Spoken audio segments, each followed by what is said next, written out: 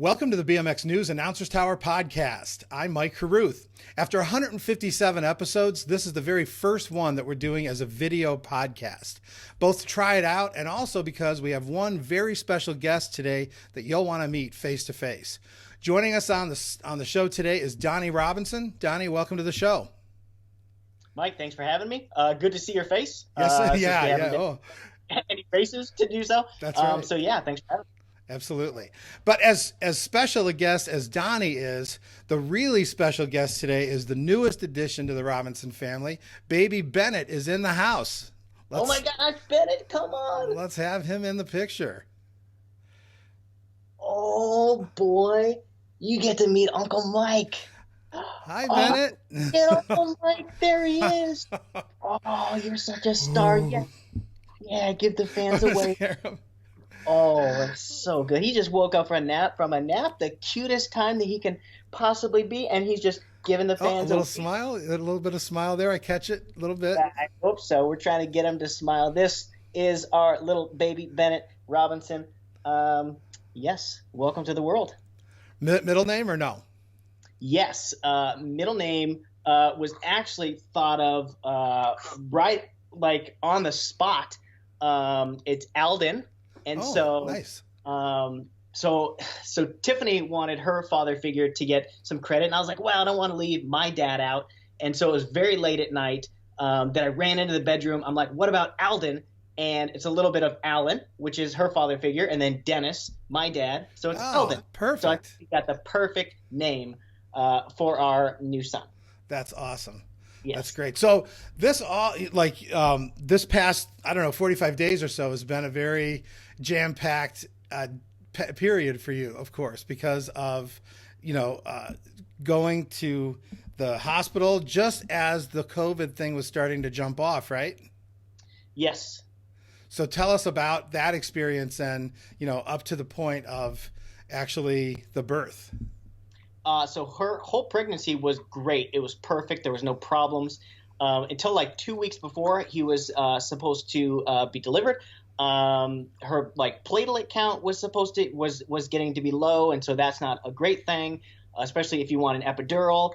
And so there's a lot of things that kind of triggered her going into to get induced earlier. It was about 2 weeks prior to when he was supposed to be born, and so he ended up being born on 3/22, March 22nd, which I was pushing for March 21st because then I would have a hard time forgetting his birthday because it would be 3/2/1. So I was really pushing for that. It didn't work. But we went into the hospital. Everything was still fine. The whole worry about the coronavirus, it was there, but we were secluded, in the maternity ward. And so there wasn't really a big fear, except for they wouldn't let any visitors in the hospital. So it was just me and Tiffany. And even when Bennett was born, he had to go into the NICU, so the ICU for the infants, because he had a very traumatic delivery. The birth plan did not go to plan, and so there had to be a cesarean section. And so he had some trouble in the beginning. So the only problem with that was that one parent at a time could visit him in the intensive care unit. And that was a bummer because it was like, oh my gosh, this is our first kid and we want to do it together. And yeah, it's bad enough that we can't have any family or immediate family there. He only gets to see one parent at a time. So it took a couple days to even be able to hold him. And so we were in the hospital for 7 days, and it only started to get really crazy towards the end because in the maternity ward, they actually had a room designated for any COVID patients that came in with pregnancies. And I started to freak out. I'm like, are you kidding me? Like, why are you going to bring somebody into that, environment that should be like quarantined in another part of the hospital? So we started to freak out. And you became a Papa Lion real quick. Just in talking to you around that time, it was like, you were definitely ready to go, just as far as the protection. Say that again. You were kind of breaking up a little bit. I said that during that time, that early time, you went into Papa mode real quick, Papa Lion, Papa Bear mode, you know? Oh, for sure. I mean, my hands were tied. Our hands were tied with some things. But yeah, very quickly it was like, we got to get the heck out of this hospital. And even like the last day, like they came in, they're like, oh, everybody's got to wear masks today. And so we put it on a mask, and then I went to go visit him. I walked out, and nobody's wearing masks anymore. So all like, and it's just nobody knows what's going on. And it's, just this new time, and it's scary for everybody. And so I'm glad that we got out when we did, and he is home. He is happy. He is healthy. Same with my wife, Tiffany. So if we could just find him on a sleep schedule, that would be great. We're going to bed at like 3, 4 o'clock in the morning. Oh. It's whatever. I don't have anything else to do right now. So this is life. And when you look at him, I mean, he's got so much of me in him right now, like when I was a baby. So it's good. He is precious. He is perfect. It's awesome. I can see both of you, on the face there. So that's so awesome. Yeah. Yes. Oh. Well, hopefully he'll be a recurring guest here on Announcer's Tower, and next time we can maybe get Tiffany in the mix as well. But we'll let Bennett get back to his busy schedule. He's got a lot of diapers to fill and a lot of smiles to make. Oh my gosh, this is the most you're smiling ever. Thank you. All right, everybody, say bye. Oh, bye, Bennett. Goodness. Bye, everybody. Love yous. Oh, it's so awesome. Yeah. So, and I mean, now you've got, like you said, lots of time. There's really not much going on in terms of BMX, and so it's just all days are about him, right? And Tiffany. Yeah, and that was kind of something that I was trying to prepare for ahead of time, because I've got so many things, right? I had BMX Racing League. I had my own BMX Racing League starting in my hometown. It was supposed to start at the end of March. I got my dream team that has 130 kids. We do weekly practices, all of these things. So I was constantly, wearing all these different hats. And so I was trying to prepare myself and saying, hey, I want to step away from these things. And luckily we've got coaches and everybody kind of trained up to do the work. So I prepared myself to kind of take a back seat and only concentrate on my son, because everybody says, it goes by so fast, and I did not want to not listen to everybody else and regret that. So now it's there's no pressure of those other things, and we got all the time in the world. Yeah, it worked out perfectly. So just prior to, pretty much just prior to leaving for the hospital, really, you and USA BMX parted ways. What can you tell us about that? How it went down, or any kind of details? Yeah, not much. I mean, it was in the very beginning of March that I got a call from John David, basically just terminating my agreement with them. And, it's not much more to say than that. It's just looks like now it's time to move on to other things, which it was a great time, spending it with them the last couple of years. But that time has come to an end. So you did a lot of working with tracks before, going in-house with USA BMX. I mean, was it a different experience working, directly for the office? I mean, that was something that you didn't really have a boss prior to, and then all of a sudden you had a couple of them, I'm sure, there's many layers over there. So what was that like? Yeah, it was different to have a boss, for sure. I mean, yeah, we always have bosses with our sponsors and somebody to answer to and a work and a job to be done. But to have, that hierarchy up there and not really have the freedom that I had prior with, the program that we had developed was definitely odd. But man, it was so great. I mean, especially when I was in the office, to be around guys and gals that have been in the sport for 20, 30, 40 years. And it was every single day, just BMX, even water cooler talk. It was all about BMX, which I couldn't love more, right? It's just this my life, the same as it is their life. But it was kind of a struggle to not have that freedom in a direction that we'd kind of known to have with BMX Racing League. But we knew that kind of going in. So it was trying to understand that and kind of navigate that and work through it. So it was certainly a great experience. So what were some of the high points, I'm sure there's highs and lows in every experience. So some of the high points how long were you there? 2 years? Was that about what it was? Yeah, so so they acquired the program at the actually at the Grands in 2017, and then officially kind of stepped into the role of director of BMX Racing League for all of 2018, all of 2019. Okay, and so what was some of the high points of that, that 24-month experience? Again, it was just great to be around people that love the sport like I love the sport, and want the best for the sport and the tracks that they service. It was great. The management was always willing to step in if we could find a way to get more kids on bikes and out to local tracks. They were all about it. So to put money behind it, put resources, manpower, they were all about that, and it was refreshing to know that they truly do support the tracks that fight day in and day out to provide a great local program. So, I mean, USA BMX, I agree with, that's been my experience too. And also just if you spend any time at all on social media, you get a very wide variety of opinions. And so do you think that they get a bad rap a lot of times just from people who don't necessarily know? They assume that they understand USA BMX's motivations and where they're coming from, but sometimes they really don't understand it.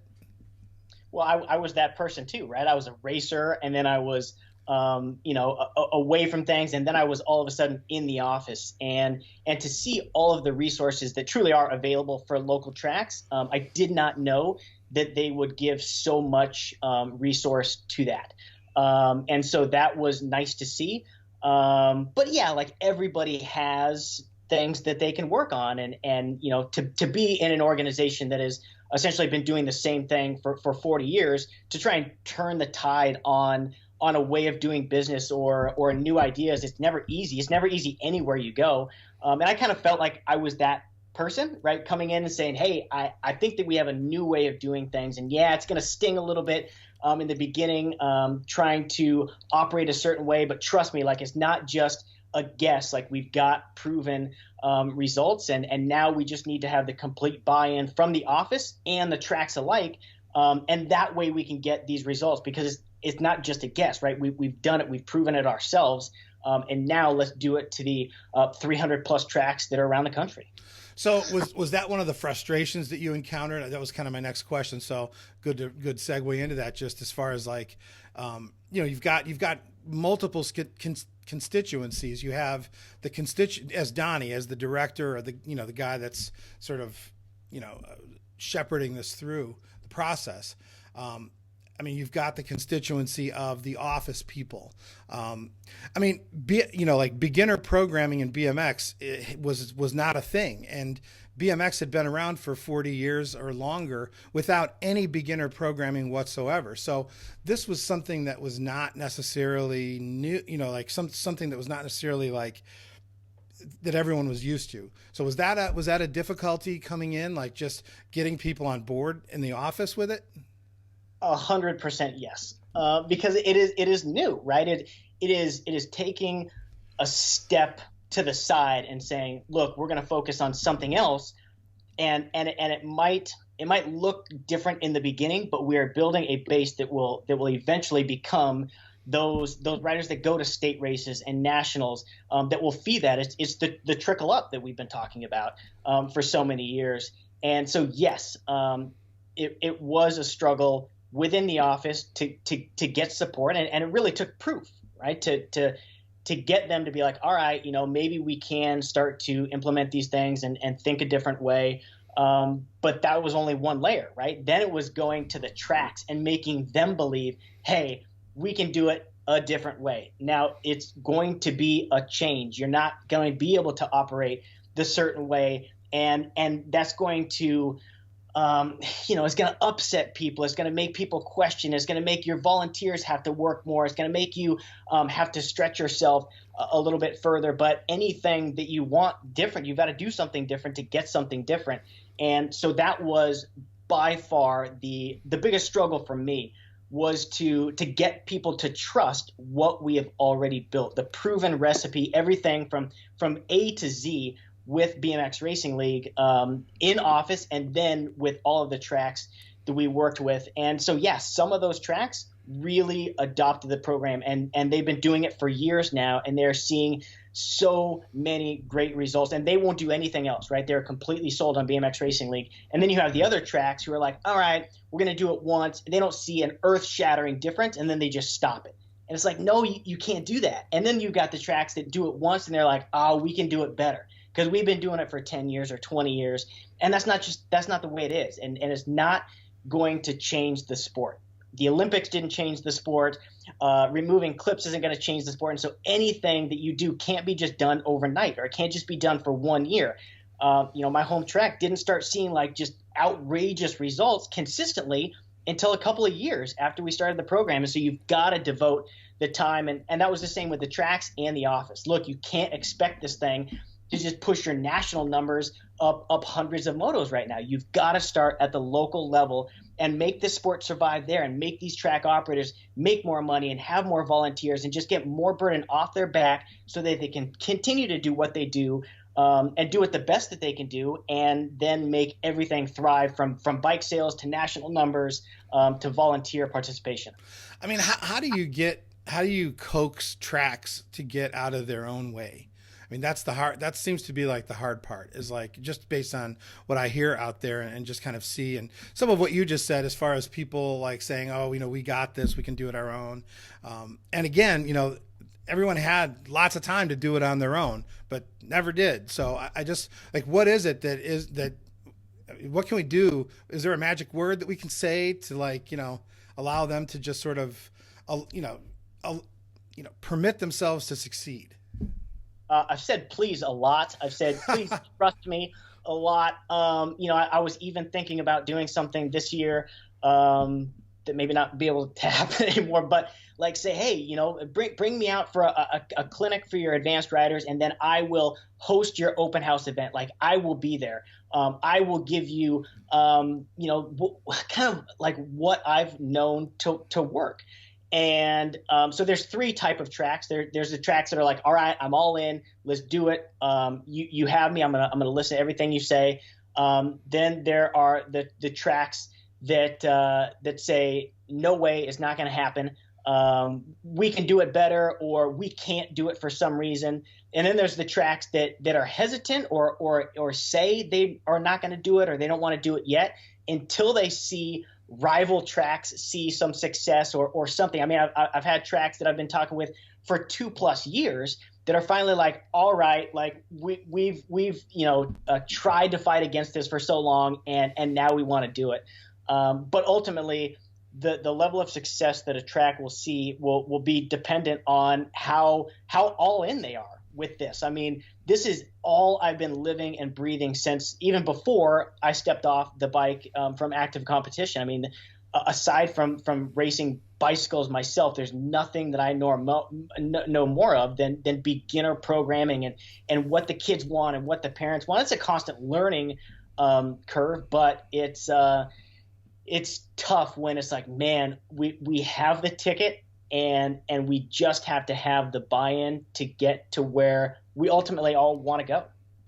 So, I mean, obviously it's now you've got plenty of time to go out to those tracks and do that kind of work. And so, we'll talk a little later about how a track can get that going, because honestly, it's not as easy as it looks to do a BMX League open house the right way. There's a lot of nuance that goes into it. There's a lot of things that tracks just don't know. So having you come in and do it, run it for them, run it with them, that would be amazing.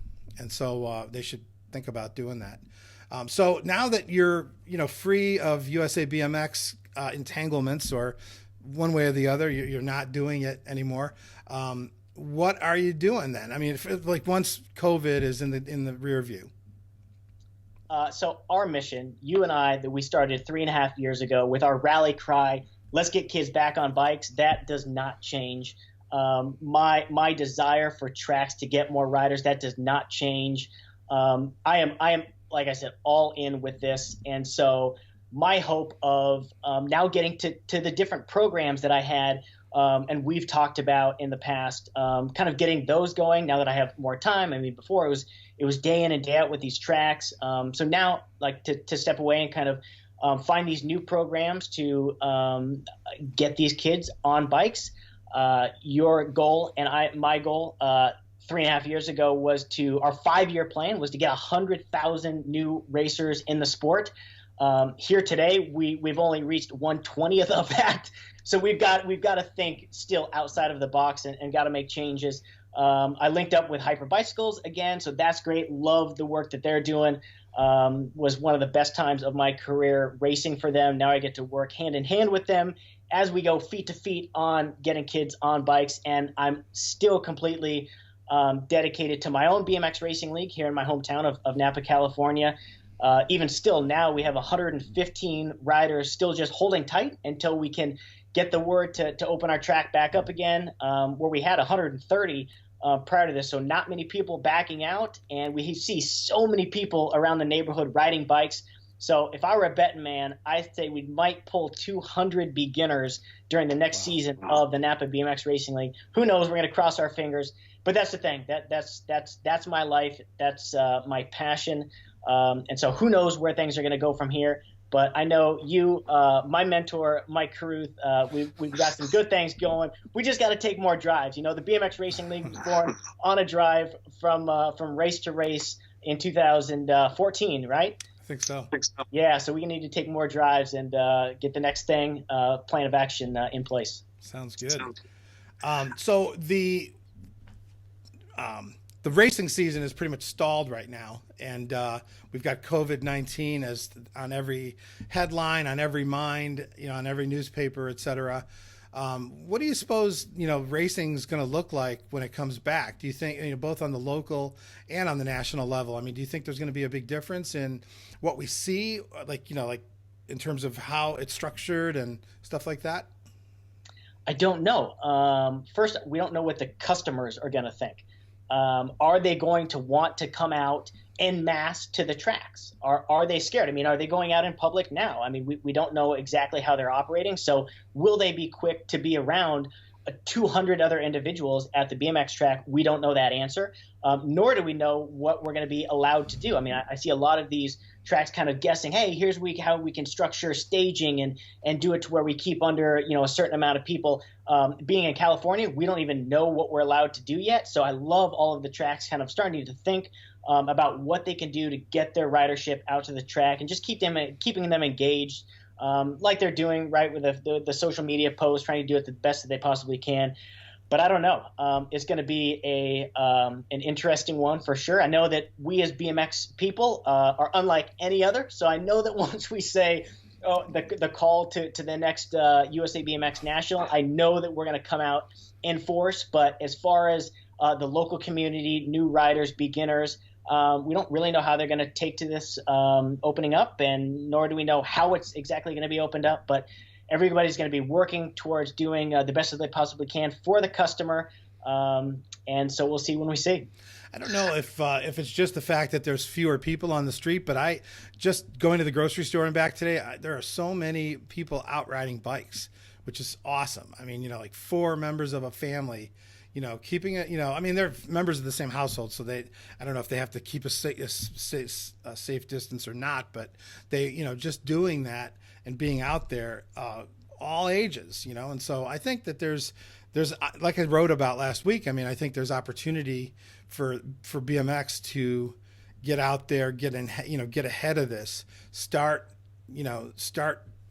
messaging that to the local communities now. So they can, once they start actually opening up and rescheduling open houses. We had an open house scheduled for yesterday at Elgin, and obviously it didn't happen. We're still on a stay-at-home order here as well. But it's one of those rare opportunities that I think we can, we as BMX can make some good ground on. I am absolutely not worried about our sport at this point, based on how many kids, right, like you said, are out riding bikes.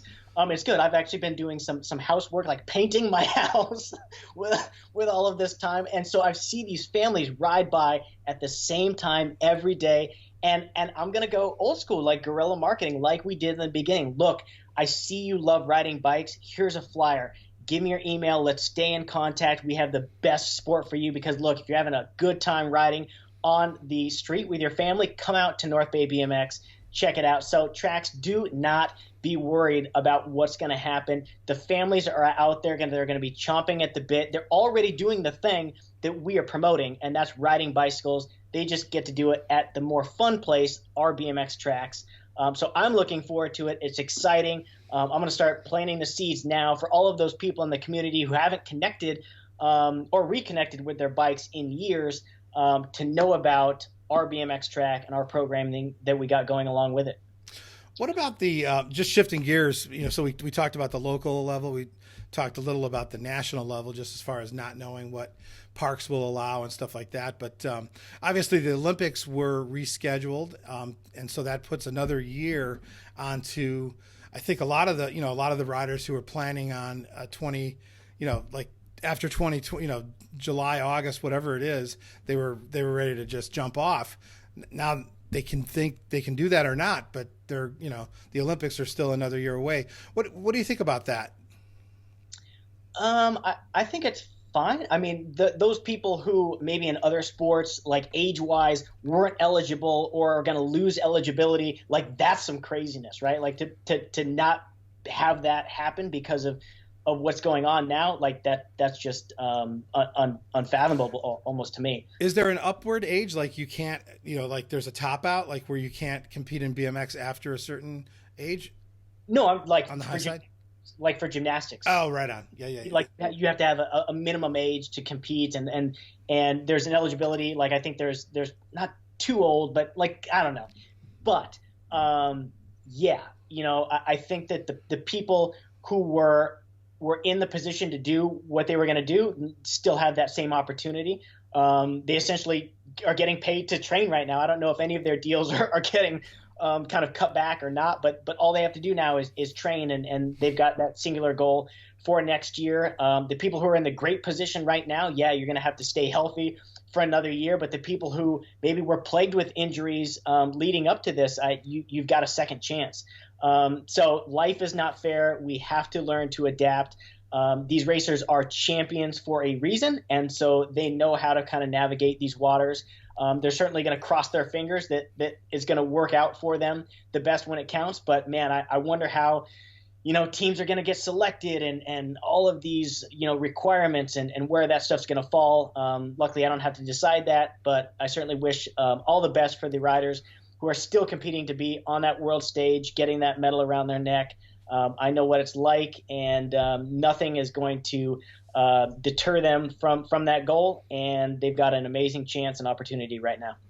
So do you think that the like the points from 2020 will be just added on, or do you have any feeling about that, or how it should happen? I don't know how it's going to happen. I think that everything should continue on. What they've amassed now, and what they're going to have to do in the future. Dang it sucks. Like if there was a way to be like, all right, you qualified for the Olympics now, you should get grandfathered into next year. I don't know. Some may look at that as fair, some not. But the Olympics were supposed to happen this year, right now, this summer. Is it fair to prolong that? Nothing. Everybody's going to have their own opinion about it, and so whatever guidelines are set in place, these athletes are going to, adapt. So you're a member of a very exclusive club, which is, not only AA Pro Club, but also Olympic Medalist Club. Do you guys keep in touch, like with, the various, there's only been 9 medalists in the history of the male side, at least. And do you guys keep in touch at all? A little bit. Mike Day and I keep in touch more about babies and what's in life, and sleep schedules now. but other than that, no, I mean, we love BMX and we keep following it. We're not as involved. I mean, I am trying to stay as involved as I can, but a lot of them have kind of stepped away and are doing other things, which is great to see that they can be just the same success in another industry as they were in BMX. But, you know, the friendships never fade, and we always talk about races and things we see and life in general, because as my fellow BMX racers know, it's the stories, it's not the results. I mean, to quote Jason Carnes, you're not going to remember, you know, trophies. You're going to remember experiences, you know, on the road, and that is absolutely true, because it's those stories that we still talk about today. Yeah, for sure. What do you think the future of pro BMX racing is? I'm just going to leave it. I want to go on, but I'm just going to leave it right there. I'm just going to leave it very short and just let you fill it all in for us. Oh man, I've been told to let other people talk and me not do the talking. I don't know, but oh my goodness, they've got to find a way to provide value, and that value is becoming less and less just because of the amount of eyeballs that are on them. I mean, people are going to continue to go to, you know, TV time. This is what we need. That's when the corporate sponsors are going to come in. No, that's not it. That's not the way it's going to work. It's not and maybe in our lifetime going to work again. I think that these pros need to, you know, come just step out of the box. And yeah, the clinic thing is just so typical pro BMXer. But, you know, there's so many BMX racers out there that aspire to be what they are, and they need to find a way to kind of not give back. I hate that word, give back, because you're getting paid for those clinics, and it's like you got to pay things forward, and whether they're clinics or developing experiences, that's what families want. They want experiences. They got to think outside the box. But just going racing and training and soliciting sponsorships, that's not the way it's going to be anymore. I don't know what it's going to look like. But you know, the times of saying, hey, I'm going to put X, you know, this size logo on your jersey or your number plate. I mean, I've saved all of that stuff from my career, like what I made and what I did for them. I was like, man, we had it so good. And not so much that we were doing great, but the companies are way smart now. They don't have the money to waste. And so they need to get some return on investment. And I'm surprised, honestly, that we have as much as we have right now, because how do you quantify a lot of these things? How do you quantify a rider sponsorship? How many frames they sell? How much money they are or are not making for a brand? That's where I kind of go to now, like looking in from the outside. I'm like, whoa, you better be thankful that you're getting what you're getting, because I don't know that they may be worth that. But I was that person. And I know that we all have something to give. It's just we've got to get more creative with what it is that we offer. And brands are out there, and the money is out there, and people are out there that want to support us. It's just going to take some more creativity. Definitely.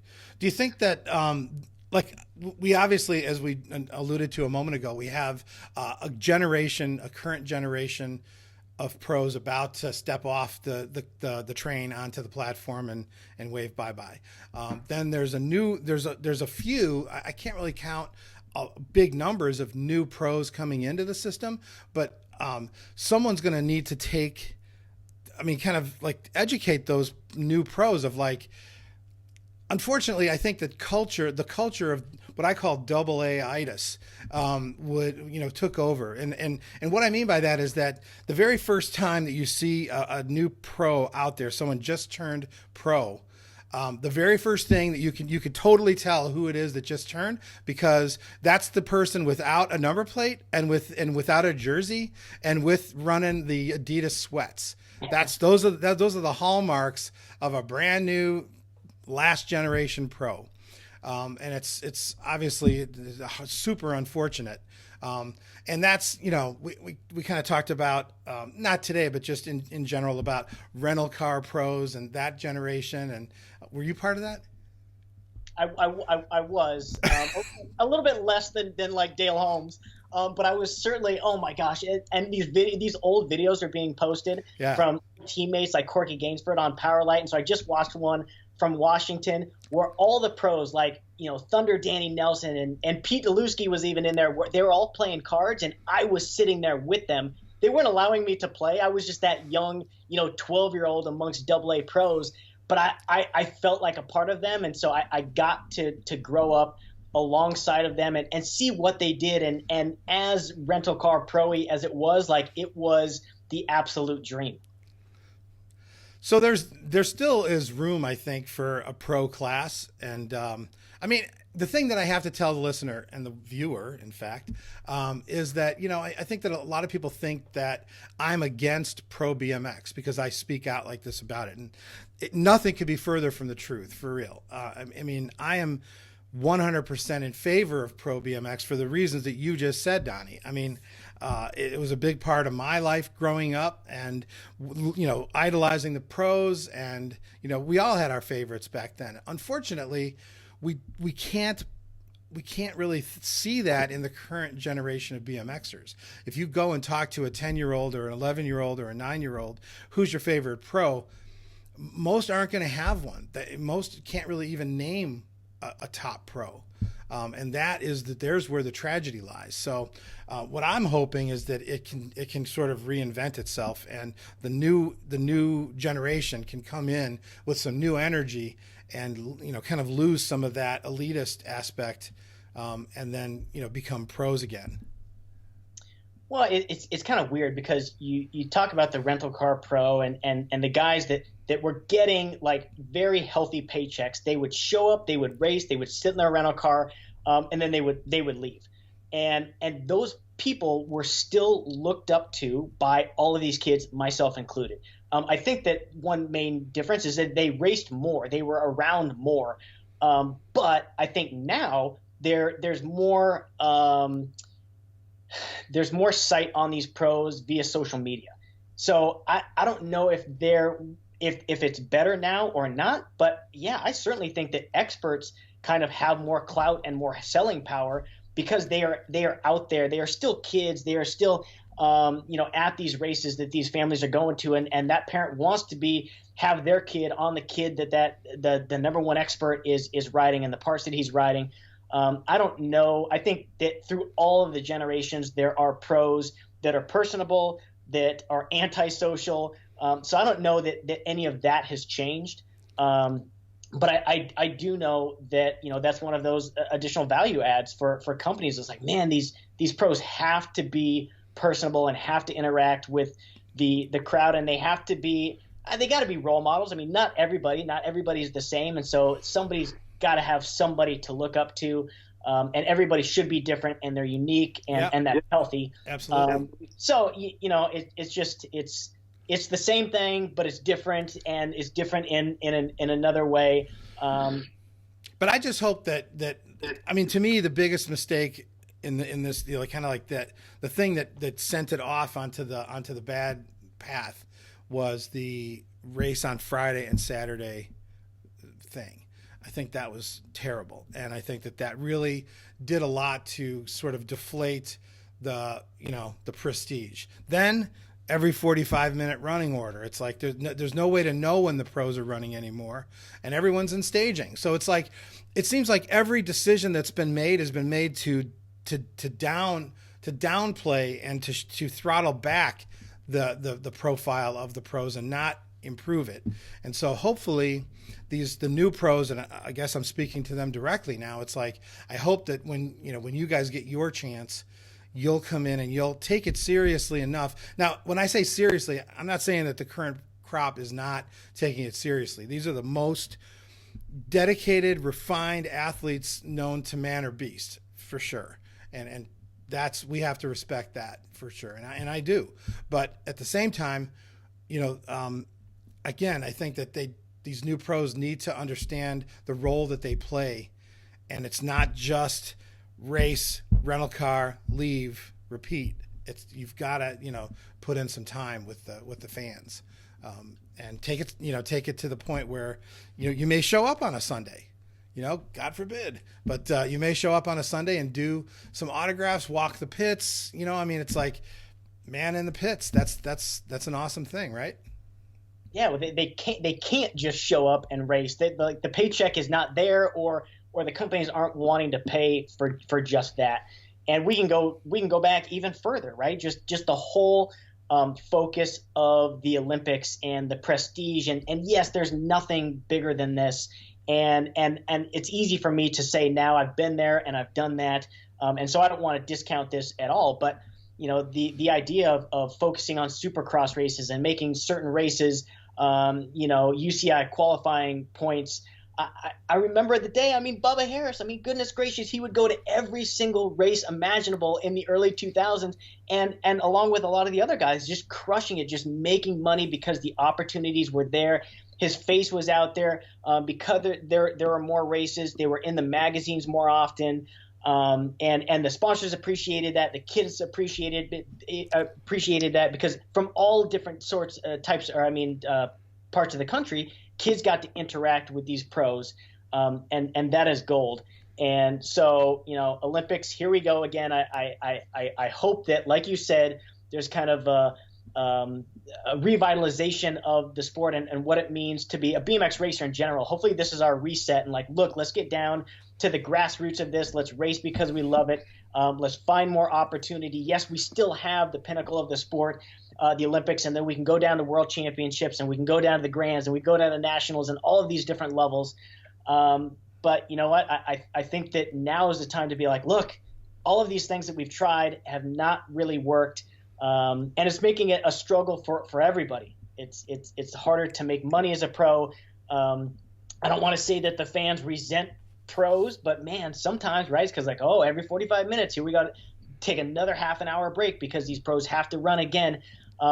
We need to be the people pros, and we need to be given the chance to do that. And so whether that's put into place by others and rules that we have to follow, or that is kind of a lifestyle and way that pros themselves operate, I don't know what it's going to take, but things are possible.